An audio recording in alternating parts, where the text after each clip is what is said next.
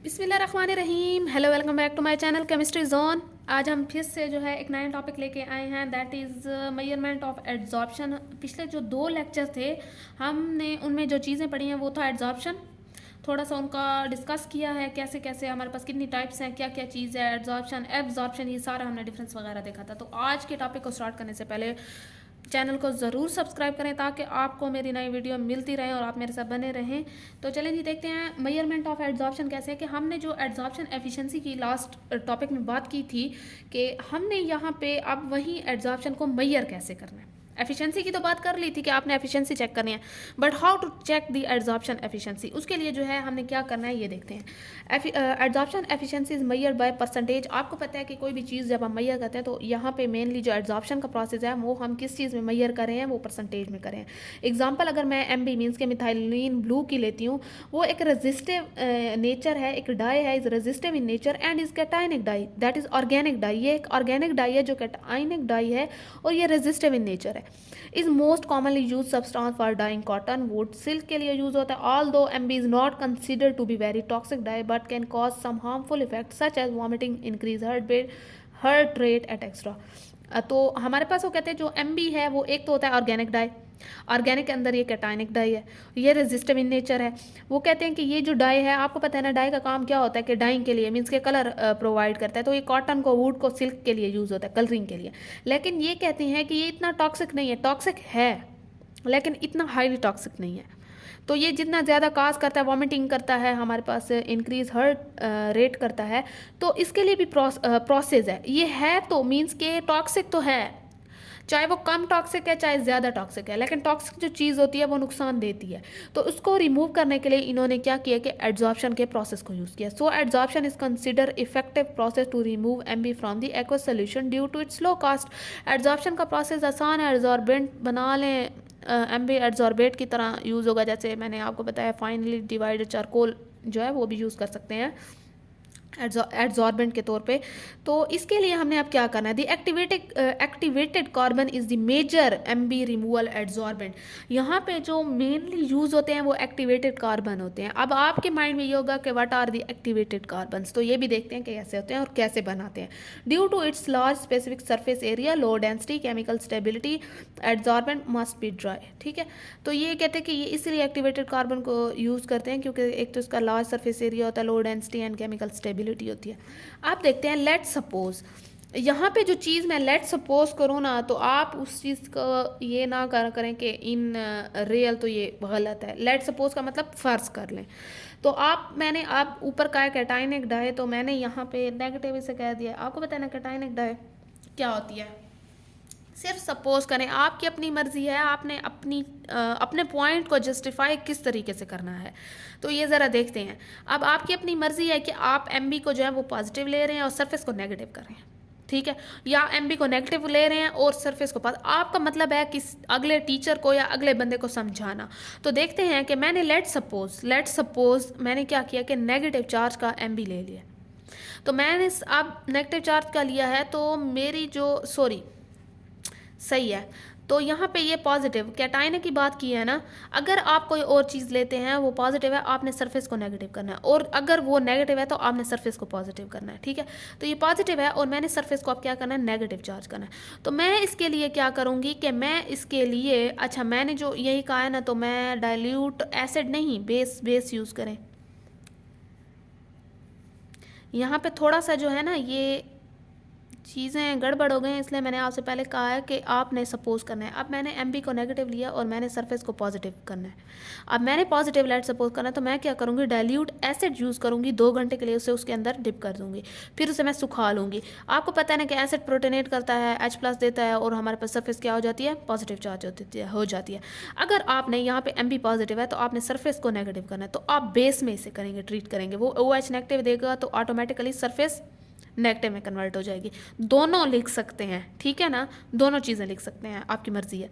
With respect to time the calibration curve is obtain, UV spectroscopy is done, PPM solution is made. ये पूरा process है, आपने जो है ड्राई करना है, फिर उसकी यूवी वो करना है, फिर कैलिब्रेशन उसकी करनी है, फिर कर्व देखना है कि आपके पास कर्व क्या आ रहा है, पीपीएम सोल्यूशन वगैरह करने हैं। अच्छा, फिर देखते हैं कि हमने पीपीएम सोल्यूशन कैसे बनाना है। आपको पता है स्टॉक सोल्यूशन का मतलब ज़्यादा सोल्यूशन बनाना। Stock solution is equals to 100 ppm आपने सोल्यूशन बनाना है। स्टॉक सोल्यूशन वो होता है जो आप एज अ रेफरेंस के तौर पर ले रही होती हैं, स्टैंडर्ड के तौर पर ले रहे होते हैं। ठीक है, आप इसे अपनी वर्डिंग में लिख सकते हैं। अब आगे देखें,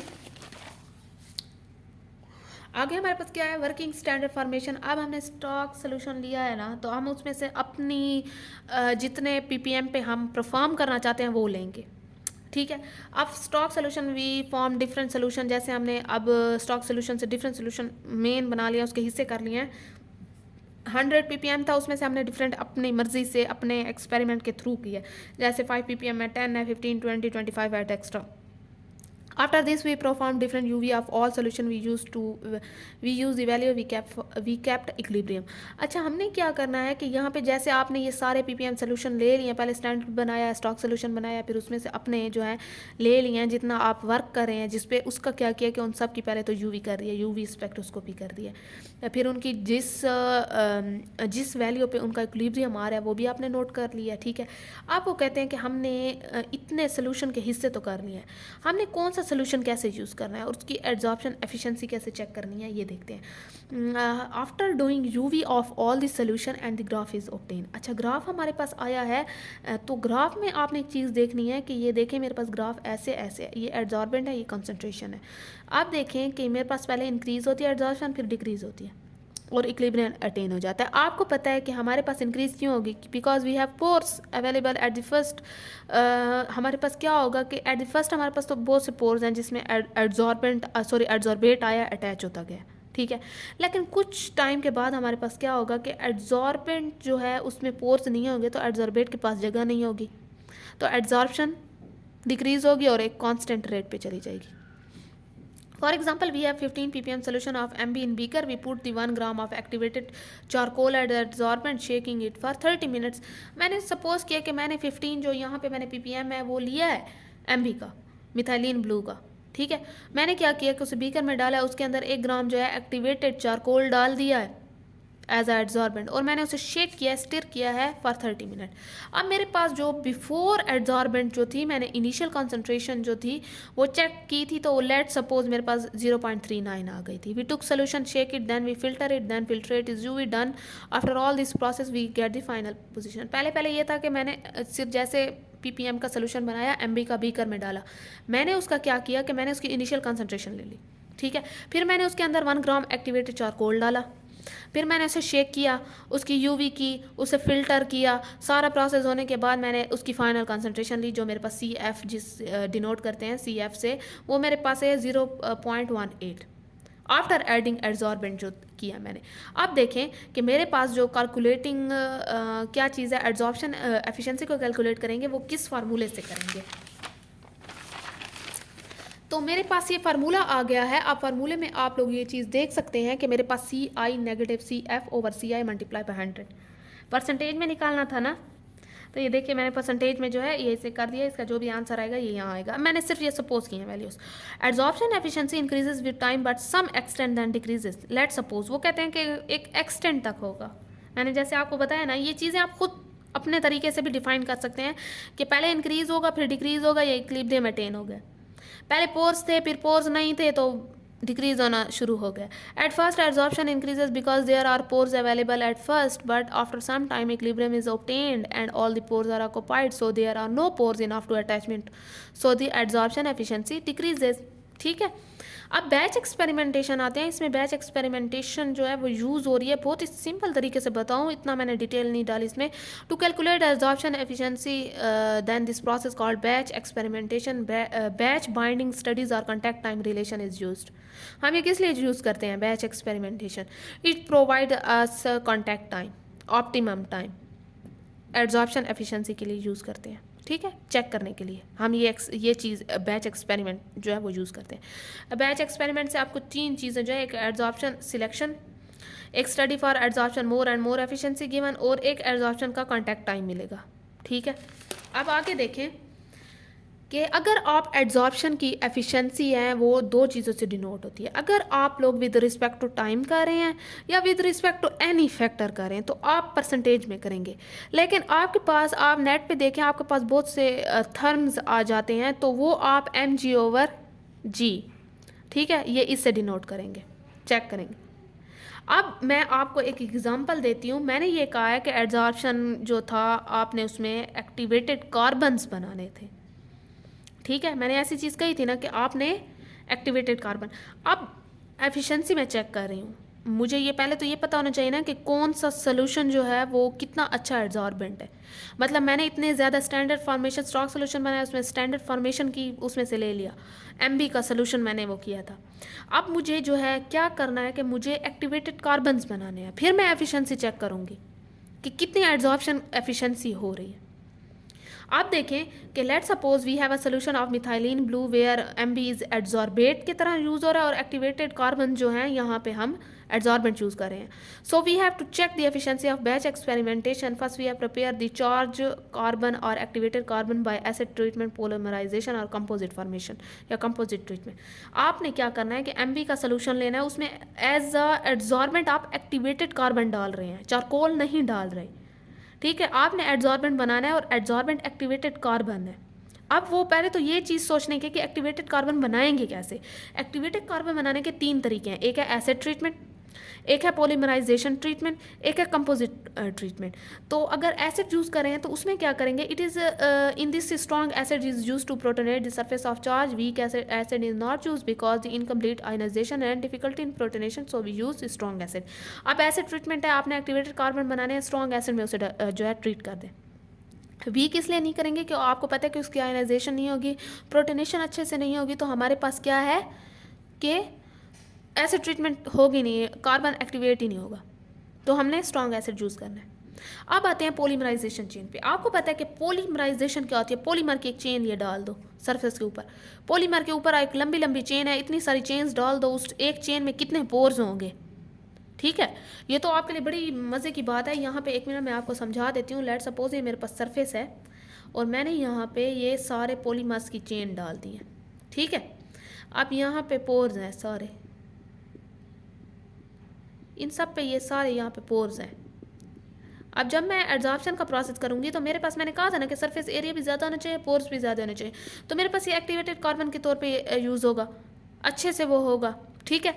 अब यहाँ पे देखें तीसरा प्रोसेस कौन सा है कि हमारे पास जो है in this process positively charged polymerization attached to surface which help to increase the attachment side composite in this process। अच्छा, कंपोजिट ट्रीटमेंट में आपने क्या करना है कि उसे ईस्टर या अमाइन से ट्रीट कर देना है, तो कार्बन हमारे पास एक्टिवेट हो जाएंगे। बस ये तीन प्रोसेस हैं।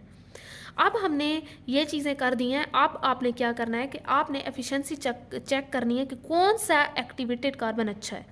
यहाँ पे मैंने let suppose we take the different flask of solution of MB, मैंने जो है 10 ml एमबी का सारे फ्लास्क में डाल दिया। मैंने जो है 0.1 ग्राम जो है वो क्या चीज़ है, एसिड एक्टिवेटेड कार्बन, ये है पॉलीमर एक्टिवेटेड कार्बन, ये है कंपोजिट एक्टिवेटेड कार्बन और ये सिर्फ एक्टिव कार्बन है। तो मैंने ये सब को जो है अंदर डाल दिया। अब मैं चेक करती हूँ उसकी एफिशिएंसी कितनी है, ठीक है। अच्छा, मैंने यहाँ पे आपको वी टुक 4 डिफरेंट फ्लास्क, ये सारी चीज़ें मैंने एक्सप्लेन की हुई हैं कि हमारे पास एमबी का सोल्यूशन था। पहले उसमें फ्लास्क में मैंने जो था वो एसिड एक्टिवेटेड है, फिर दूसरे में पॉलीमेरिक है, फिर उसमें कंपोजिट है और इसमें सिर्फ एक्टिवेटेड कार्बन डाला है, ठीक है। अब मैंने इनको, इन सारे फ्लास्क को 3 घंटे तक स्टिर किया है और फिर मैंने इनकी यूवी किया और फिर मैंने इनके एड्जॉर्प्शन चेक किया तो और फिल्टरिंग वगैरह भी कर लिया। तो वो कहते हैं कि फिल्टरिंग का एक प्रोसेस होता है, एक पॉइंट है यहाँ क्यों ज़रूरी है, क्योंकि कभी कभार हमारे पास एड्जॉर्बेट के जो पार्टिकल्स होते हैं वो अंदर रह जाते हैं, तो एफिशिएंसी जो है उसमें अच्छे से फिल्टरिंग करें ताकि अच्छी सी एड्जॉर्प्शन हो। अब चलें इस बात को तो छोड़ें, ये तो थोड़ा सा यहाँ पॉइंट आ गया था। मैंने इनिशियल जो कंसनट्रेशन चेक की थी, जैसे मैंने पहले की थी, वो लेट सपोज मैंने ये की, मेरे पास जो शेकिंग के बाद जितनी आई है वो इतनी आ गई। ये 3 घंटे है, यहाँ 30 मिनट्स नहीं है, ठीक है। तो मेरे पास ये एफिशिएंसी मैंने चेक किया, मेरे पास लेट सपोज 40.1 आ गई है। मैंने ऐसे एफिशिएंसी चेक कर लिया। अब मैंने क्या किया है कि मैंने जैसे 3 घंटे किया या 30 मिनट किया है, तो मैंने ऐसे हर स्टेप पे करती गई हूँ। 30 पे किया है, फिर मैंने 60 पे किया है। अब बैच एक्सपेरिमेंटेशन जो थी ना वो हमें कंटेक्ट टाइम दे रही थी, ये पता हो, एक ये चीज़ आपको पता हो। तो मैंने सारी चीज़ें मतलब फिक्स टाइम के बाद 60 पे, 90 पे, 120 पे किया और सारे स्टेप वैसे यूवी किया है, फिल्टरिंग किया है, सारी चीज़ें की और मैंने एड्जॉर्प्शन एफिशिएंसी चेक की है जितने मेरे पास फ्लास्क थे। तो मेरे पास जो ग्राफ आया वो कुछ ऐसे आया, ठीक है। अब इससे मुझे ये पता चलेगा कि मेरे पास ऑप्टिमम टाइम कितना है, कौन सा कितने टाइम पे अच्छा वो कर रहा है। मेरे पास इस पूरे चीज़ों से ऑप्टिमम टाइम निकल आया है। यहाँ तक बात क्लियर है। अब आगे देखते हैं कि मेरे पास फैक्टर्स क्या हैं। तो फैक्टर्स में जो चीज़ देखेंगे वो क्या चीज़ है, फैक्टर जो हैं इसमें बहुत से मेरे पास हैं। कितने हैं एस्टिमेट, मेरे पास 7 हैं। पहले हम तो ज़रा दो करते हैं ना कि इनिशियल कंसंट्रेशन और कॉन्टैक्ट टाइम। कॉन्टैक्ट टाइम में आपको पता है कि आपको कॉन्टैक्ट टाइम जो है ऑप्टिमम टाइम भी उसे कहते हैं, और ये हमें बैच एक्सपेरिमेंटेशन से मिल गया था। और इसमें हमने ये देखना है कि it is important in adsorption study adsorption equilibrium process in which adsorption and desorption of equal. It is the time in which adsorbent and adsorbate interact with each other. वो कितने टाइम में इंटरैक्ट करता है, कितने time में adsorption का process जो है वो हो जाता है। अगर वो बहुत लॉन्ग ले रहा है तो ज़ाहिर बात है उनकी बॉन्डिंग इतनी अच्छी नहीं हो रही, मुश्किल हो रही है, उनको एड्जॉर्प्शन का प्रोसेस स्लो चल रहा है। अगर वो टाइम जो है कम ले रहा है तो मेरे पास क्या है कि they are sorry if the time interaction is small then there is no bonding. अगर वो टाइम कम ले रहा है तो उसकी बॉन्डिंग नहीं हो रही, अगर वो टाइम ज़्यादा ले रहा है तो उसकी एफिशिएंसी हाई होगी, ठीक है। तो मेरे पास क्या है कि मेरे पास अगर ये देखते हैं कि पहले इंक्रीज़ होगा, फिर आर पोर्स आर फील्ड, फिर डिक्रीज़ होगा, तो एड्जॉर्प्शन जो है वो डिक्रीज़ हो जाएगी। ये मेरे पास मिनट्स है, मीन्स के ये टाइम और ये एफिशिएंसी है। आपने कॉन्टैक्ट टाइम जो है ना आपके पास ऑप्टिमम टाइम होगा। अब इसमें आप ये कह सकते हैं कि at the first adsorption increase initially but after some time it decreases because all pores are filled. In adsorption we have a different pore because it is very difficult for surface to be homogeneous. At first pores are filled, then deeper pores are filled, so efficiency does not go to zero. कभी भी efficiency zero पे नहीं जाएगी, क्योंकि जो inner के pores होते हैं वो जो होते हैं वो मीन्स के आपको ऊपर के फिल हो गए, इनर वाले रह गए हैं, तो उस पर थोड़ी बहुत जो है एड्जॉर्प्शन एफिशिएंसी चलती रहती है, एड्जॉर्प्शन चलती रहती है, जिसकी वजह से हमारे पास कभी भी एफिशिएंसी ज़ीरो नहीं होगी। अब अगर आप देखते हैं इनिशियल कॉन्सेंट्रेशन ऑफ एड्जॉर्बेट का, वी चूज़ इनिशियल कॉन्सेंट्रेशन इधर इट इज़ 15 ppm, जितनी भी है हमने सोल्यूशन ले लिया है MB का। मैंने क्या किया कि मैंने इनिशियल कॉन्सेंट्रेशन चेंज की है, बाकी चीज़ें चेंज नहीं की। वो सारा PAC है जो पॉलीमेरिक एक्टिवेटेड कार्बन मैंने डाला है। अब देखते हैं, मैंने सारे स्टेप किए हैं। First we do UV of all flask, फिर हमने एड्जॉर्बेंट किया है, फिर ऑप्टिमम जो हमें बैच एक्सपेरिमेंटेशन से मिला था वो देखा है, फिर हमने ऑप्टिमम टाइम लेट सपोज मिला है हमें 60 मिनट, हमने उसे 60 मिनट तक शेक किया है, फ़िल्टर किया है, UV की है, फिर हमें मिल गई है उसकी फाइनल कॉन्सेंट्रेशन। एफिशिएंसी हमने जो है वो चेक की है उसी फार्मूले से, फिर हमने प्लॉटिंग की है ग्राफ की। यहाँ पे आपने जो कंसंट्रेशन की बात है वो अब आई है, पूरा प्रोसेस तो चल रहा था। एट द स्टार्ट आपके पास कंसंट्रेशन ज़ीरो होगी इनिशियल की, जब आप एड्जॉर्बेंट करेंगे तो ज़ाहिर बात है एड्जॉर्बेट की कंसंट्रेशन कम होगी, ऐसी बात है। If all the adsorbent is not remove carefully तो initial concentration changes become high. आपने ग्राफ प्लॉट किया एफिशिएंसी टाइम कंसंट्रेशन का PPM में, बार ग्राफ इसे हम कहते हैं। तो पहले इंक्रीज़ होगी फिर डिक्रीज़, नो पोर एड्जॉर्प्शन एफिशिएंसी लो हो जाएगी। यहाँ पोर्स अवेलेबल थे तो हमारे पास एड्जॉर्प्शन एफिशिएंसी हाई थी, ठीक है। With increase in concentration of adsorbate molecules the adsorption efficiency first increases slightly due to limited number of pores. आपके पास यही था ना कि पहले इंक्रीज होगी क्योंकि पोर्स अवेलेबल थे, लिमिटेड, लेट सपोज 100 पोर्स थे, 100 मॉलिक्यूल्स तक, तो एड्जॉर्प्शन एफिशिएंसी इंक्रीज रहेगी। जब ये सारे सैचुरेशन मीन्स के फिल हो गए उसके बाद क्या होगा, डिक्रीज होना शुरू हो जाएगी।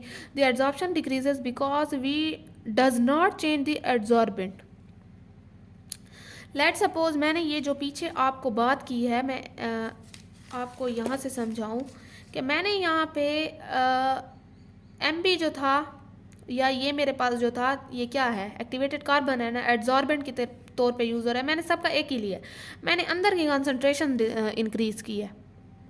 तो जितनी ज़्यादा कंसंट्रेशन इंक्रीज़ होती जाएगी तो एड्जॉर्प्शन एफिशिएंसी कम होगी, क्योंकि पोर्स हमारे पास अवेलेबल ही नहीं होंगे। But only concentration is changed, so some number of pores but concentration increases so the pores become limited and saturation of adsorbent molecule is easily obtained. So after saturation there are molecules is no more pores and they are collected and form a group by efficiency decrease हो जाएगी. Initial concentration increase करेंगे ना, आपके पास adsorption efficiency decrease होगी, क्योंकि आपके पास adsorbent जो use हो रहा है उसके पास लिमिटेड पोर्स हैं. अगर आपके पास पोर्स ही सेचुरेट हो गए हैं और ऊपर से आप ज़्यादा मटेरियल डालते जा रहे हैं तो पोर्स तो है नहीं, तो ऑटोमेटिकली वो इकट्ठा होता जाएगा, झमगट्टा बनाता जाएगा, तो आपके पास एफिशिएंसी डिक्रीज़ होगी. यहाँ तक जो है ये दो हमारे फैक्टर्स जो हैं ये डिस्कस हो चुके हैं. आई होप सो आपको समझ आ गई होगी. अगर फिर भी समझ नहीं आई मुझे कमेंट सेक्शन में बताएं. अगली वीडियो में मिलते हैं. अगले हम कुछ चीज़ें डिस्कस करेंगे, अगले इसके फैक्टर्स डिस्कस करेंगे. तब तक के लिए इतना काफ़ी है. ऐसी चीज़ों को देखें, समझें, रिवाइज़ करें. अल्लाह हाफिज़.